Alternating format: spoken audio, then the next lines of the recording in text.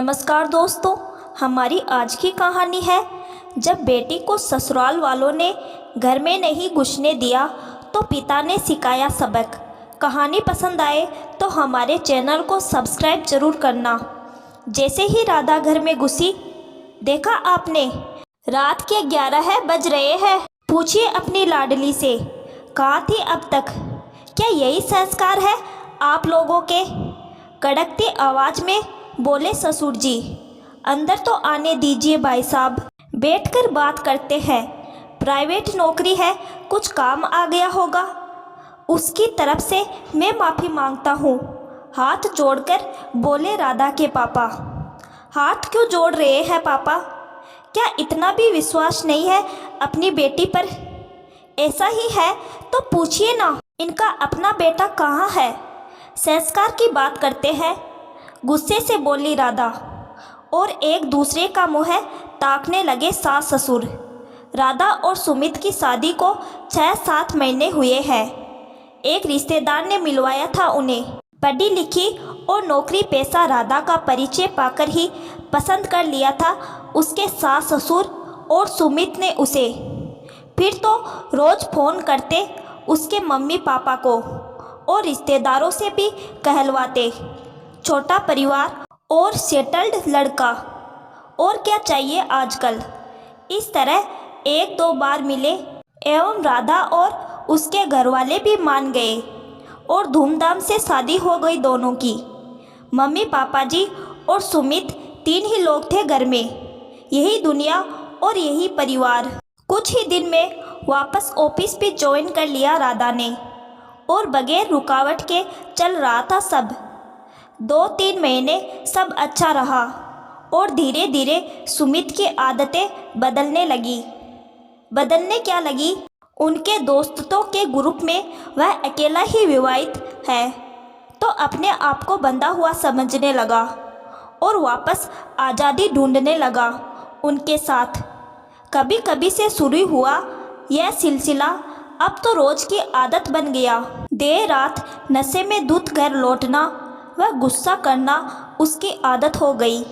कुछ दिन तो कुछ नहीं बोली राधा कि चलो ऑफिस की टेंशन होगी या कोई और समस्या होगी, लेकिन धीरे धीरे रात भर गायब रहने लगा। अक्सर पूरी रात बीत जाने के बाद सुबह 5-6 बजे घर आता, वह भी लड़खड़ाते हुए। इस वजह से ऑफिस भी नहीं जा पाता और वहाँ से भी शिकायतें आने लगी थी।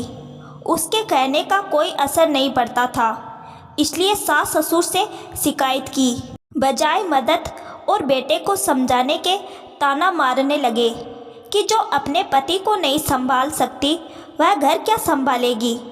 वह उन्हें समझा चुकी थी कि उसका पति होने के साथ साथ वह उनका बेटा भी है। कोई समस्या आने पर नुकसान उनका भी होगा, लेकिन वे तो जैसे शादी करवाकर सारी जिम्मेदारी और चिंता बहू को सौंप चुके थे, इसलिए कुछ कहते ही नहीं थे। 4-5 महीने हो गए हैं उसे समझाते समझाते और सहते सहते, लेकिन ना माँ बाप को फिक्र है ना बेटे पर असर। अब तो खुद से ही सवाल करने का मन करता है कि क्यों रह रही है यहाँ। 2 दिन पहले राधा का जन्मदिन था। सुमित वादा करके गया था कि जल्दी आ जाएगा। इंतज़ार करते करते थक गई वह, लेकिन नहीं आया। दूसरे दिन वापस आया और नाराज़ होने लगी राधा तो सासू माँ उल्टे उसे ही सुनाने लगी कि इस तरह झगड़ा करती हो और घर पर शांति से नहीं रहने देती, इसीलिए बाहर घूमता है। क्या हो गया अगर अपने शौक पूरे करता है और ज़िंदगी अपनी मर्जी से जीता है। पढ़ा लिखा और सफल आदमी है, अच्छा कमाता है, जो चाहे कर सकता है। बस तभी सोच लिया राधा ने कि उसे क्या करना है। आखिर वह भी उतनी ही पढ़ी लिखी और सफल है जितना सुमित। किसी की बराबरी नहीं करना चाहती वह, लेकिन शादी के बाद उसने भी काफ़ी बदलाव किए हैं अपनी जीवन शैली में। जैसे ससुर जी की आज्ञा अनुसार रात 8 बजे से पहले घर पर आ जाना, वेस्टर्न कपड़े नहीं पहनना, देर रात की मीटिंग्स व पार्टी में भाग नहीं लेना। शहर से बाहर भी जाए तो रात को वापस आना। वह घर आने के बाद कोई ऑफिशियल कॉल अटेंड नहीं करना। वो तो अच्छा है अपनी पुरानी व होनहार एम्प्लॉई का साथ दिया ऑफिस वालों ने, वरना नौकरी भी जाती और पति भी। लेकिन खुद के बेटे के लिए कोई नियम नहीं इस घर में। मर्जी हो तब आता जाता है। किसी से बात करे तो भी ठीक है, ना करे तो भी ठीक। कभी भी फ़ोन न उठाए तो भी कोई बात नहीं, लेकिन अगर एक भी बार राधा ने ऑफिस के समय भी सास ससुर का भी फ़ोन नहीं उठाया तो शाम का खाना गले नहीं उतरने देते। इसीलिए दूसरे दिन जब शाम की मीटिंग थी तो मना नहीं किया उसने और रुक गई। उधर 8 बजे के बाद फ़ोन पर फ़ोन किए जा रहे थे सास ससुर, लेकिन आज तो सोच लिया था उसने फ़ोन ही नहीं उठाएगी। मीटिंग ख़त्म होते होते 10:30 बज गए थे। अब तक फ़ोन की बैटरी भी चली गई थी। पता था उसे घर पर हंगामा होने वाला है, लेकिन अब डर नहीं था उसे। घर पहुंची तो चौंकने की बारी उसकी ही थी। बाहर पापा की कार खड़ी थी। समझ तो आ गया था उसे कि शिकायत करने ही बुलाया होगा, फिर भी उनके मुँह से सुनना चाहती थी। वहीं रुक जाओ बहू, तुम अंदर नहीं आ सकती। ससुर जी की रोबदार आवाज़ गूंजी और वही पैर ठिठक गए उसके। तब तक पापा मम्मी और सासू माँ भी बाहर आ चुके थे। हमारे घर की बहू बेटियाँ इस तरह बिना बताए गायब नहीं रहती। बताओ बहू, इतनी रात तक कहाँ थी? ससुर जी के सवाल के बदले में पापा माफ़ी मांग रहे थे, लेकिन राधा के सवाल ने ससुर जी को ही निरुत्तर कर दिया। बताइए ना पापा जी, कहाँ है आपके सुपुत्र? मैं तो आज पहली बार लेट आई हूँ, लेकिन वे तो आते ही नहीं। क्या उनके लिए कोई संस्कार नहीं बने हैं? राधा ने पूछा। वह पुरुष है, चाहे जो कर सकता है।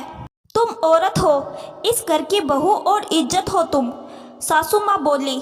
अच्छा, बहू घर की इज्जत और बेटा, उससे कोई रिश्ता भी है या नहीं? कभी फ़ोन भी करते हैं कि बेटा कहाँ हो या लेट क्यों आते हो? इस तरह तो मेरे मम्मी पापा भी रोज़ आकर शिकायत कर सकते थे, लेकिन मैंने तो उन्हें बताया तक नहीं। सोचा आप माँ बाप हैं, कुछ समझाएंगे। राधा बोली। एक बात याद रखना बहू, तुम हमारे घर में रहती हो, हमारा बेटा तुम्हारे घर में नहीं रहता, इसलिए नियम वही होंगे जो हम बनाएंगे। समझा दीजिए अपनी बेटी को। यहाँ रहना है तो हमारे हिसाब से रहना होगा। पापा की ओर देखकर बोले ससुर जी। ठीक है, ऐसा ही है तो हम वापस ले जाते हैं अपनी बेटी को। शादी करवाई है उसकी, बेचा नहीं है जो वापस नहीं मांग सकते। हमने सोचा था पढ़े लिखे लोग हैं, हमारी बेटी को समझेंगे। यही सोचकर तो बेफिक्र हो गए थे और ज़्यादा दखलंदाजी भी नहीं करते थे, लेकिन अब लगता है थोड़ी दखल दी होती तो हमारी बच्ची को इतना सहना ना पड़ता। अब तो पापा भी चुप नहीं रहे। ऐसा नहीं कह रहे समधी जी, क्या हम अपनी बहू को उसकी गलती पर डांट भी नहीं सकते? ऐसे कैसे जाएगी आपके साथ? अभी सुमित भी घर पर नहीं है। रंग बदला सासू माँ ने। अगर यह सिर्फ डांट होती तो यह आधी रात का तमाशा नहीं होता समधन जी। रही बात आपके बेटे के घर पर ना होने की, तो 4-5 महीने से यही सुन रहा हूँ मैं। वैसे भी मेरी बेटी अपने माता पिता के घर ही जा रही है, कहीं और नहीं जो आज्ञा लेनी पड़े, वो भी उस व्यक्ति से जो खुद कभी घर पर नहीं आता।